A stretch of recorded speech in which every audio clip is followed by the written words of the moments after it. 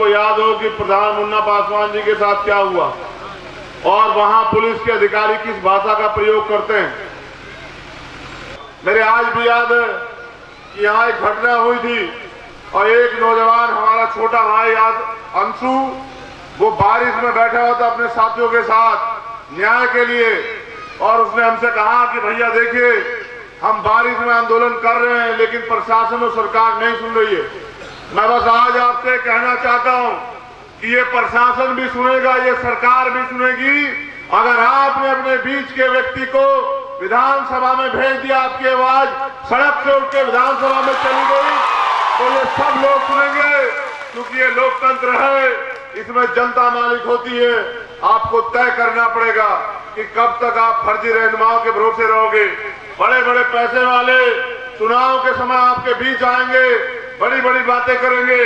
एक बार आप ये भी याद रखना कि 5 साल से आपके लिए सड़कों पे लड़ कौन रहा था, जब अन्याय, अत्याचार, जुल्म ज्यादती हुई, तमाम तरह से शोषित वंचित वर्ग के लोगों के लिए उनके खिलाफ कानून बने, निर्दोष बच्चों पर मुकदमे लगे, जेल भेज दिया गया, यहाँ एजुकेशन का बजट कम हुआ, यहाँ स्कॉलरशिप खत्म की गई, आरक्षण में, भर्तियों में आरक्षण के घोटाले हुए, पेपर लीक हुए, और रेप, हत्या जैसे मामलों में भी सरकार के लोग प्रशासन पर दबाव बना के आरोपियों को संरक्षण देते रहे। ऐ मेरे नौजवान साथियों, आज तक हमने कभी इस लड़ाई को कमजोर नहीं पड़ने दिया। अब लोकतंत्र का पर्व है, जिम्मेदारी आप पे हाथ है।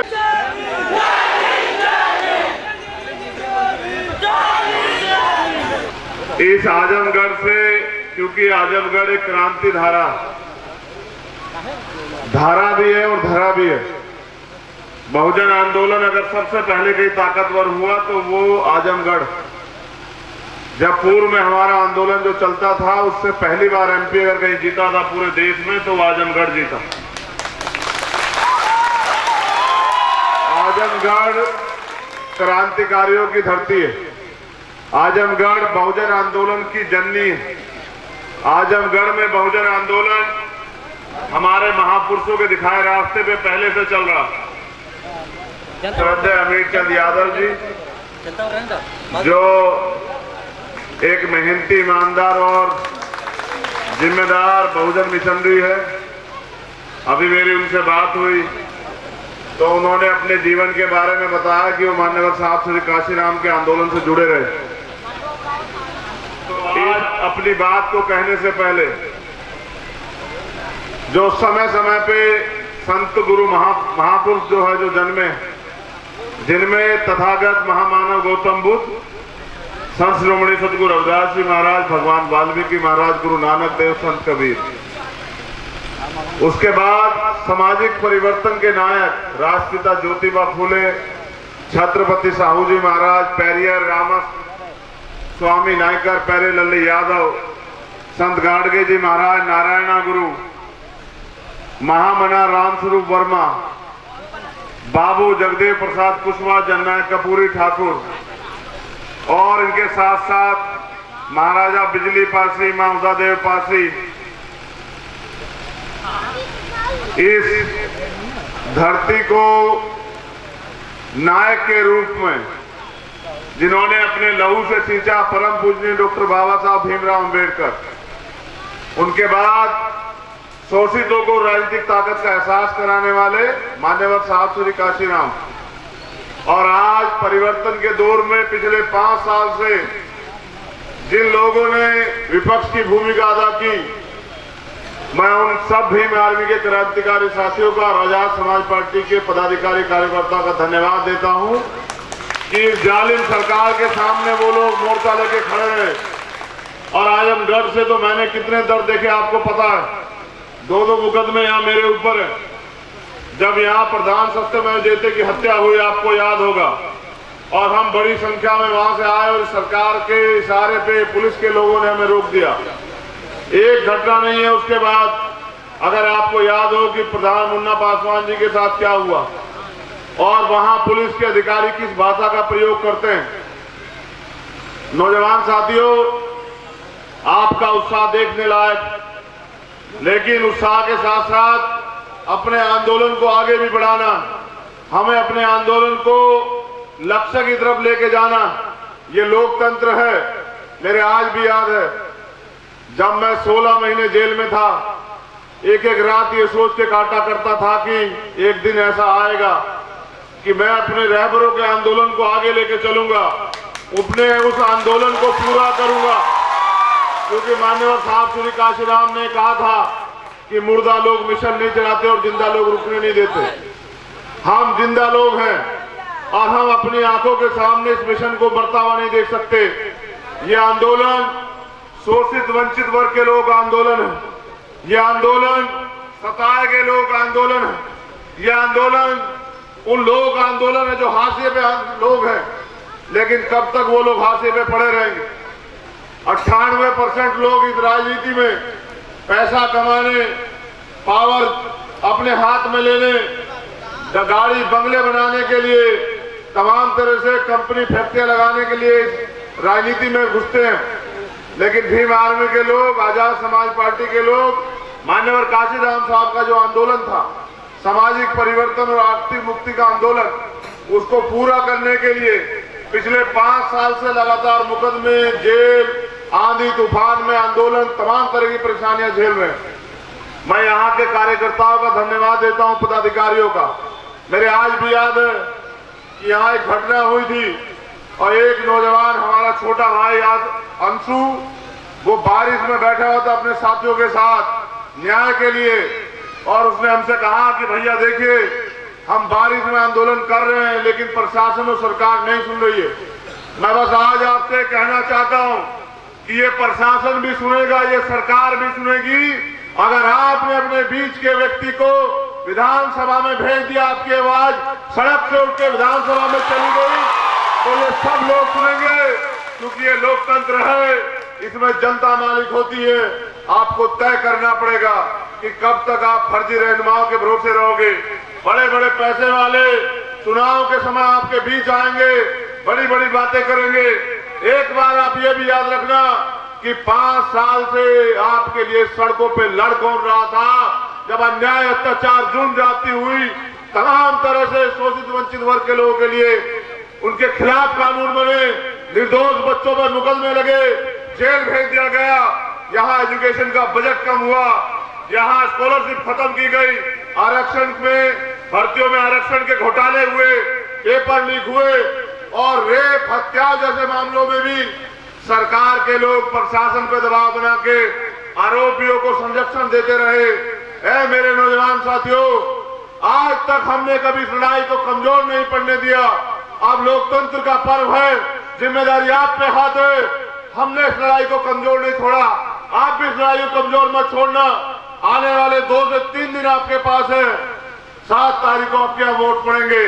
अपने वोट को इस बार शोषित वंचित वर्ग की तरक्की के लिए माननीय अमीर चंद यादव जी को डालकर, इनके चुनाव चिन्ह केतली के निशान पर डालकर, मेरे और भीम आर्मी आजाद समाज पार्टी के हाथों को मजबूत करके हमें ताकत देना कि हम इस हुकूमत को, जो हमें आज भी इंसान नमक नहीं समझ पाई, उसको मुंह तोड़ जवाब दे सके और सदन के जरिए आपके लिए तरक्की के रास्तों पे चर्चा कर सके, कानून बनवा सके। वरना फिर आपको 5 साल इंतजार करना पड़ेगा। आज हमारी लड़ाई खुद से है, क्योंकि यहाँ ये लोकतंत्र में धन बल, बाहुबल, मीडिया बल, तमाम तरह से हमारे प्रत्याशी को कमजोर करने का काम किया जाएगा। लेकिन याद रखिए कि 5 साल भी आप लड़े हैं, आने वाले 5 साल भी आपको लड़ना है। और अगर आप चाहते हैं कि आपके महापुरुषों का सपना पूरा हो, इस देश में समता, समानता, बंधुत्व, भाईचारे पर आधारित रहा जाए, कमजोर शोषित वर्ग के लोगों को बराबरी का अधिकार मिले, माताओं बहनों को सुरक्षा और सम्मान मिले, उनको भी तरक्की के अधिकार मिले, उनका भी सम्मान हो, कोई जालिम उनकी तरफ आंख उठा के ना देखे, तो आपको अपनी ताकत बनानी पड़ेगी, आपको अपने फैसले को मजबूत करना पड़ेगा। और जिस तरह पिछले 5 साल से ना आंधी देखा, ना तूफान देखा, ना दिन देखा, ना रात देखा, ना किसी की गाड़ी की इंतजार की, पैदल, मोटरसाइकिल, साइकिल पे चल के आपने भीम आर्मी और चंद्रशेखर आजाद को ताकत देने का काम किया, पूरी दुनिया में पहचान दिलाने का काम किया। मैं आपसे अपील करने आया हूं कि चूकना मत। अगर चूक जाओगे तो फिर ये ताकतवर लोग कल आने वाले समय में जब आप अधिकारों के लिए सड़क पर निकलोगे तो ये शासन प्रशासन के जरिए आपके अधिकारों को और आपको कुचलवाने का काम करेंगे। फैसला आपको लेना है। अगर आप चाहते हैं, अभी अमित चंद जी बोल रहे थे, वो बोलते बोलते उम्र की वजह से उनको जरूरत पड़ी पानी की। मैं सोच रहा था, बैठे बैठे मुस्कुरा रहा था, ऐसा ना हो कि ये मेरा समाज भी मेरा तब तक इंतजार करे जब तक मैं इस हालत में ना पहुंच जाऊं। जब मैं इस हालत में पहुंच जाऊंगा तो शायद अपनी मदद ना कर पाऊं, तुम्हारी तो क्या मदद करूंगा। अभी हम पे दम है, हम पे समय है और एक ऊर्जा है, जो ऊर्जा आप सब लोगों ने अपने त्याग बलिदान से दी है। मैं चाहता हूं वो ऊर्जा कामयाब हो। मैं चाहता हूं बाबा साहब अम्बेडकर, मान्यवर कांशीराम साहब का सपना पूरा हो। मैं चाहता हूं महामना रामचंद्र वर्मा जी का सपना पूरा हो। और मैं चाहता हूं कि शोषित वंचित समाज भी शासक समाज बने। मेरी आपसे अपील है कि 7 तारीख का दिन होगा और केतली चुनाव चिन्ह होगा। एक एक वोट केतली को दे डालकर इस शोषित वंचित समाज की आवाज को मजबूत करना। क्योंकि जिन दूसरे लोगों को आप देख लेना, आपके बराबर इधर से जो लोग जीत के जाएंगे, 5 साल उनको जनता ढूंढती फिरेगी, ना वो जनता के बीच आएंगे, ना जनता से उनको कोई मतलब है। वो व्यापार की राजनीति करते हैं, राजनीति में पैसा फूंक के और पैसा कमाने का काम करते हैं। अगर स्वाभिमान सम्मान की लड़ाई लड़नी है तो इस बार अपनी वोट को सही प्रयोग करना है, अपनी वोट के जरिए अपनी ताकत बनानी है। यहाँ की जो टीम जिम्मेदारी से काम कर रही है, उस टीम का भी मैं धन्यवाद करता हूं। मेरे साथ आए भी आजाद समाज पार्टी के प्रदेश महासचिव डॉक्टर आके अंसारी साहब, उनके साथ हमारे टांडा विधानसभा के प्रत्याशी भाई सगीर राणा जी, हमारी आलापुर विधानसभा अम्बेडकर नगर के प्रत्याशी छोटे भाई निखिल राव साहब, हमारे मंडल के प्रभारी आजाद समाज पार्टी राजेश यादव जी, जिला प्रभारी डॉक्टर अख्तर अली जी, जिला अध्यक्ष डॉक्टर चंद्रशेखर आजाद जी, जिला अध्यक्ष शोभा प्रसाद भीमार्मी जी, जिला प्रभारी यशवंत कुमार जी, जिला उपाध्यक्ष विपिन राव जी, जिला उपाध्यक्ष अमर सिंह राज जी, संगठन मंत्री अतुल कीर्ति आनंद जी, जिला सभा विधानसभा अध्यक्ष सगड़ी अनुज कुमार जी, आप सबका बहुत बहुत धन्यवाद। और मेरी अपील कि तमाम पैसे वाले लोग आपके बीच आएंगे और वो आपकी वोट को खरीदने का काम करेंगे। फैसला आपको लेना है, क्योंकि बिकाऊ कौम कभी शासक नहीं बनती। और हमारे रहबर हमसे कह के गए कि वोट की सुरक्षा बहन बेटी की रक्षा की तरह करनी है। कोई अपनी बहन बेटी को बेचा नहीं करता, कोई अपनी बहन बेटी को अपमानित नहीं किया करता।